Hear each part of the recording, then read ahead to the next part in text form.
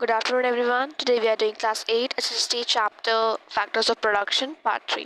आज हम क्लास 8 का SST का जो आपका न्यू बुक है उसका चैप्टर जो आपका 7 है लास्ट वाला फैक्टर्स ऑफ प्रोडक्शन उसका पार्ट 3 कवर करने वाले हैं. टुडे हम स्टार्ट करेंगे टॉपिक कैपिटल से. तो कैपिटल क्या होता है पहले हम ये समझते हैं. सो कैपिटल अगर हम जैसे इकोनॉमी का चैप्टर तो हम इकोनॉमिक समझते हैं कि कैपिटल का मतलब क्या होता है.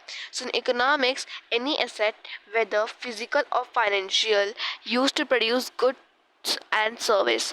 तो कोई ऐसी चीज़ किसी फिजिकली हम किसी चीज़ को प्रोड्यूस कर रहे हैं या फाइनेंशियली दे रहे हैं किसी के थ्रू जब हम गुड्स या सर्विस को प्रोड्यूस करते हैं मेनली थ्रू फिजिकल या किसी और चीज़ के थ्रू जब हम गुड्स या सर्विस को प्रोड्यूस करते हैं किसी जगह पर पर्टिकुलर प्लेस पर उस चीज़ को हम कैपिटल कहते हैं. ठीक है, अब ये स्टेट वाला कैपिटल नहीं है, ये आपका इकोनॉमिक्स वाला कैपिटल है. सो business also require capital. Business को भी कैपिटल की जरूरत पड़ती है. मतलब किसी भी एसेट के थ्रू जब गुड्स या सर्विस को जब उनको प्रोड्यूस करना होता है तो उस चीज़ को रिक्वायर बिजनेस भी करती है. That comprises monetary resources and durable assets like machinery.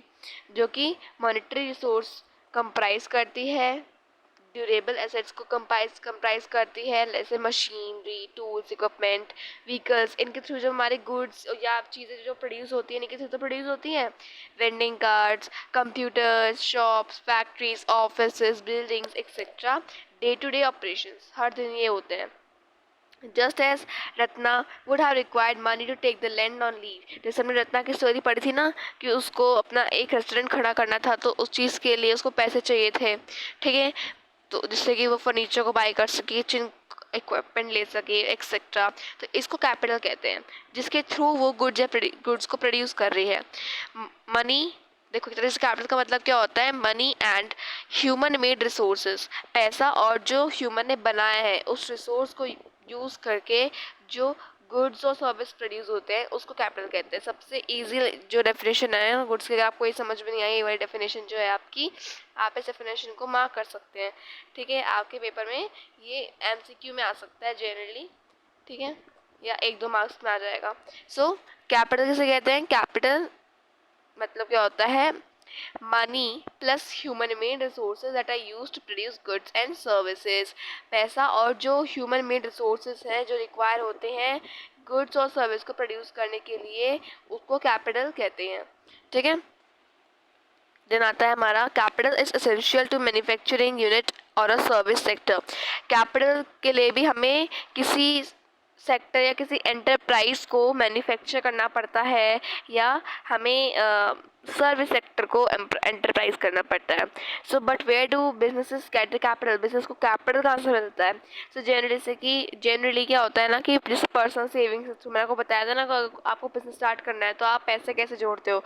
अपनी पर्सनल सेविंग से, फैमिली से, फ्रेंड से. वो फर्स्ट सोर्स होता है जिसके थ्रू आप सपोर्ट पा पाते हो और अपना पहला बिजनेस स्टार्ट कर पाते हो. ठीक है, जस्ट एज रत्ना ने स्टार्ट किया था अपना बिजनेस उससे पहले अपने फैमिली से स्टार्ट किया, अपनी पर्सनल सेविंग से. हाउएवर जो फंड्स होते हैं ना वो सफिशिएंट फॉर रत्ना. वो जो फंड्स थे वो काफ़ी नहीं थे रत्ना के लिए, इनसफिशिएंट थे बिज़नेस को स्टार्ट करने के लिए. तो उसको लोन लेना पड़ा बैंक से जिससे कि अपने बाकी पैसों को जोड़ सके और अपना बिजनेस खड़ा कर सके. तो उसको इंटरेस्ट देना पड़ रहा था along with the part of a loan amount over a period of time. जितना उसने लोन लिया था प्लस उसको इंटरेस्ट भी देना पड़ रहा था. जैसे टाइम बढ़ रहा था इंटरेस्ट क्यों देना पड़ता है. इंटरेस्ट का मतलब क्या होता है समझते हैं. इंटरेस्ट मतलब the amount of money paid by the borrower. एक अमाउंट ऑफ मनी जिसने बोरो करा है, दिया है to the loaner. Sorry, amount जैसे हमें पैसा चाहिए तो हमें पैसे लेने वाले से पैसे लेने होते हैं, बोरोअर से लेने पड़ते हैं. ठीक है, जिससे हम अपना लोन ले सके. ठीक है, तो वो एक स्पेसिफिक टाइम के लिए पैसे देता है. ठीक है, जैसे मुझे किसी से पैसे लेने हैं तो मैंने उससे पैसे लिए, उस व्यक्ति से पैसे लिए एंड जिससे मैंने पैसे लिए मुझे उसने कहा कि 1 महीने के अंदर मुझे पैसे देने हैं और अगर मैं 1 महीने तक नहीं दे पाती तो वो मुझे उसके साथ प्लस इंटरेस्ट देना पड़ता है. तो वही चीज़ रत्ना ने करी थी. जैसे जैसे टाइम बीत रहा था तो उसका लोन का टाइम ख़त्म हो चुका था. So she also have to give interest with it.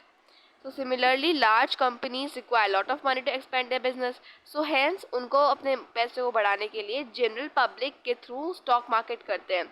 अब स्टॉक मार्केट क्या होता है, जैसे आपके सिलेबस में स्टॉक मार्केट इतना मतलब ये थोड़ा आप छोटी क्लास में हो ना, दैट्स वाई थोड़ा सा आप बड़ा हो जाएगा समझने में, बट छोटा सा समझेंगे कि स्टॉक मार्केट क्या होता है. स्टॉक मार्केट एक स्पेशल टाइप का मार्केट होता है इंटरनेट पर, ठीक है, जहाँ पे आप शेयर्स को खरीदते हो बेचते हो. शेयर्स आपको एक तरीके से क्या होता है ना, एक तरीके से आप ये समझ सकते हो पैसे, आप पैसे खरीदते हो एंड उसे बेचते हो, उस टाइप को हम शेयर आपके लिए डिस्क्राइब कर रही हूँ मैं.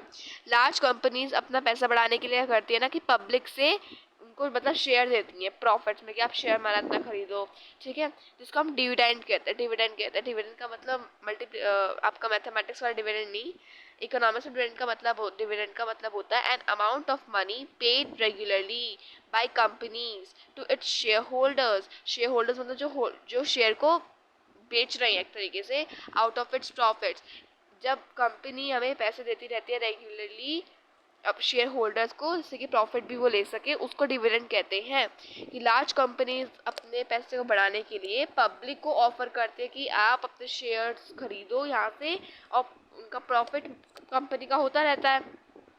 सो in other words, big business जो होते हैं ना, तो पैसे कैसे बढ़ाते हैं, can raise money or financial capital through such a market, जिसपे वो शेयर्स को सेल भी करते हैं, खरीदते भी हैं अपने बिजनेस के लिए. जो आप शेयर मार्केट है ना, ये सभी चीज़ें जो है आप अपनी हायर ग्रेड्स में भी समझोगे, बिकॉज अभी आपके लिए शेयर मार्केट आपको समझ में नहीं आएगा, बट आप इतना समझ सकते हो कि एक स्पेशल टाइप का ये इंटरनेशनल सोर्स है, इसके थ्रू आप शेयर्स को खरीदते हो और बेचते हो, उसी के थ्रू आप प्रॉफिट भी गेन कर पाते हो. वो आपके मतलब एक तरीके से शेयर्स पे डिपेंड होता है. अगर शेयर्स आपने जितने खरीदे उतना खरीदा, आप उतना आपको किसी ने नहीं खरीदे तो आपका क्या हो रहा है, नुकसान हो रहा है ना. दैट्स वाई ये कुछ इस टाइप का फंक्शन है. ओके, लेट्स एक्सप्लोर पे जाते हैं. So identify factory in your region, आप कोई अपने आसपास की फैक्ट्री को रिकॉग्नाइज करिए and find out how much capital have been they invested in the construction of the factory. ठीक है, आप ये एक्टिविटी को कर सकते हैं. What kind of equipment does the factory use to create its finished products. अब हम आते हैं एंटरप्रेन्योरशिप.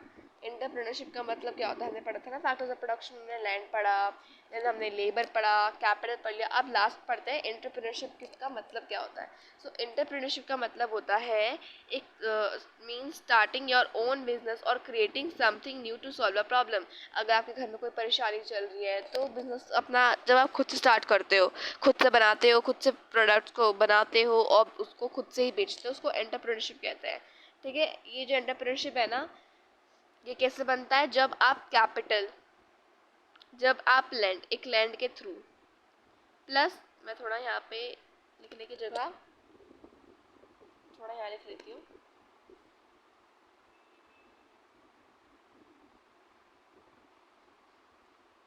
तो जब आप लैंड प्लस कैपिटल इन सभी चीज़ों को लेकर, लैंड एक तो लैंड हुआ प्लस कैपिटल आप इस्तेमाल कर रहे हो प्लस लेबर, ये सभी चीज़ें आपको क्या बनाती हैं,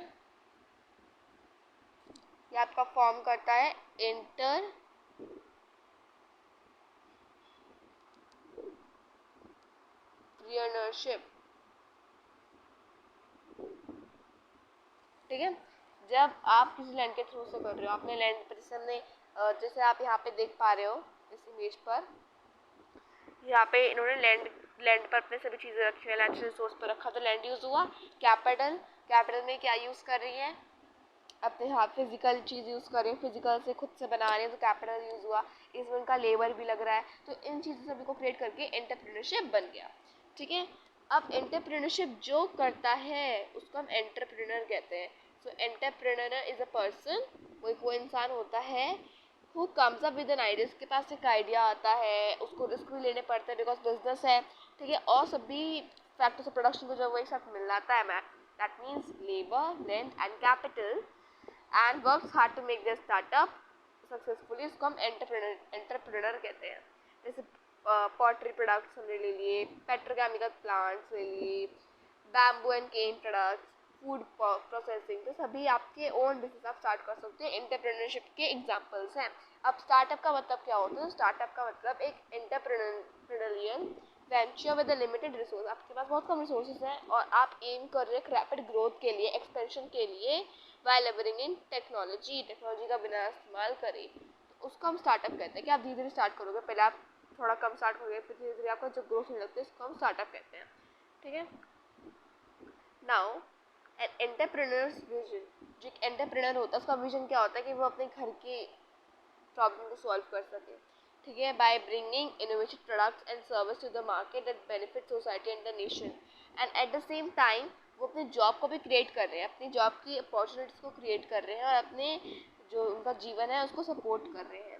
in return they derive a deep sense of satisfaction. जब वो बिजनेस उनका सक्सेसफुल हो जाता है तो उनको एक सेटिस्फेक्शन मिलती है कि अपने जब वो ड्रीम्स को देखते हैं कि उनकी रियलिटी जो ड्रीम्स है वो सक्सेसफुल होते जा रहे हैं एंड वो पीपल को सर्व कर पा रहे हैं।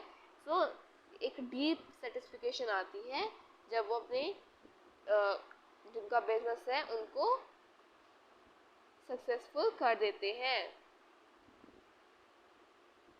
जब उनका बिजनेस जो है सक्सेसफुल हो जाता है। ठीक है। अब there's an entrepreneur is one who, एक अब हम पूरा फ्लो चार्ट देखते हैं कि एंटरप्रेन्योर जो होता है वो क्या होता है। जो कि पहले क्या होता है? एंटरप्रेन्योर किसे कहते हैं? जो कि पहले रिस्क लेता है by investing money and time. ठीक है। उसके बाद वो प्रॉब्लम को आइडेंटिफाई करता है, रिसॉल्व करता है उसे, जिससे कि उसको सोल्यूशन मिल सके उसकी प्रॉब्लम का। फिर वो की डिसीजन बनाता है कि उसे कैसे कैसे अपने पूरे इस बिजनेस को स्टार्ट करना है, कैसे उसे ऑपरेट करना है, फंक्शन करना है, मैनेज करना है, सब कुछ वो उसका डिसीजन बनाता है। फिर वो सभी फैक्टर्स ऑफ प्रोडक्शन को कंबाइन करता है जिसके थ्रू उसका बिजनेस स्टार्ट हो पाता है एंड फिर वो कंट्रीब्यूशन करता है to he society with is innovation. ठीक है। तो सभी एंटरप्रेन्योर्स होते हैं, तो सभी टास्क है जो परफॉर्म करता है एक एंटरप्रेन्योर। अब हम एक इंसान के बारे में पढ़ने वाले हैं, इसका नाम था जी आर डी टाटा। ठीक है। यहाँ पे शॉर्ट फॉर्म है इनका। एंड आज हम बस इतना ही पेज कवर करने वाले हैं। In next video we will cover from technology and enable production. So यहाँ पे the man who dreamed big for India, तो JRD. Tata entrepreneur, industrial and philanthropist. So ये जो इंसान थे ये एंटरप्रेन्योर भी थे, इंडस्ट्रियलिस्ट भी थे एंड फिलॉन्थ्रोपिस्ट भी थे। सो इनका नाम पूरा था जहांगीर रतनजी दादा boy. So J.R.D. Tata was one of the first India's greatest entrepreneurs and played a big role in building modern India. उन्होंने इंडिया को मॉडर्न बनाने का बहुत एक बिग रोल प्ले किया था। वो 1904 में बॉर्न हुए थे and became the head of the Tata group. जो टाटा की कंपनीज जो होती है ना, ये इनके हेड बने थे। ठीक है। And one of the largest business था इनका पूरे कंट्री में। ठीक है। ही बिलीव दैट जो बिजनेस होता है ना, नॉट ओनली मेक मनी, पैसा नहीं बनाता लेकिन सोसाइटी को भी हेल्प करता है। He started India's first airline, उन्होंने इंडिया की फर्स्ट एयरलाइन को बनाया था और उसको स्टार्ट किया था। इसका नाम था Tata airlines. Later on because 1932 में हुआ था, लेटर ऑन ये एयर इंडिया के नाम से जाना जाता है। अंडर दिस लीडरशिप, उनकी लीडरशिप में टाटा ग्रुप जो है बहुत ज़्यादा कुछ जगहों पे बहुत सारे इनके प्रोडक्शन में एक्सपेंड हुआ, लाइक स्टील में, कार्स में, पावर्स में एंड केमिकल्स में। जो जे.आर.डी. टाटा थे उनको हम उनकी केयरिंग से, वो अपने वर्कर का भी केयर करते थे एंड उनको अपनी सोसाइटी पे भी बहुत ज़्यादा केयर करने का एक जज्बा था। ठीक है। And they believed in providing them with good working conditions, and वो उनको गुड वर्किंग कंडीशंस पे काम कराते थे। ठीक है। यानी कि कहीं गंदगी हो रही है तो वो नहीं, वो अपने वर्कर्स का भी ध्यान रखा करते थे। वो मैन ऑफ विजन थे, उनको हार्ड वर्क पसंद था, हॉनेस्टी थे वो। In 1992 he received the Bharat Ratna, India's highest civilian award for his great service to the nation. Now think about it. What could be the lesson for your entrepreneurs that you can gather from the above case? जब हमने अभी case देखे थे बहुत सारे, तो उनमें से आप कौन कौन से entrepreneurs अपने लिए lessons को gather कर सकते हो? Does the existing knowledge for the entrepreneur help in finding solution to the problem at hand, and or do they need to seek other sources? Is profit the only motivation or an entrepreneur? Why or why not? What are the other personality traits required to be successful entrepreneur? अगर आपको इन सभी questions के भी answer चाहिए in one video, so you can also comment me over the down in the comment box. So thus for today's video is this done, and if you like my channel, so please subscribe to it and share to your friends for more updates. And अगर आपको किसी और subject की video चाहिए या आपको sample papers चाहिए latest, तो आप मुझे कमेंट सेक्शन में बता सकते हैं. And thank you for watching this video.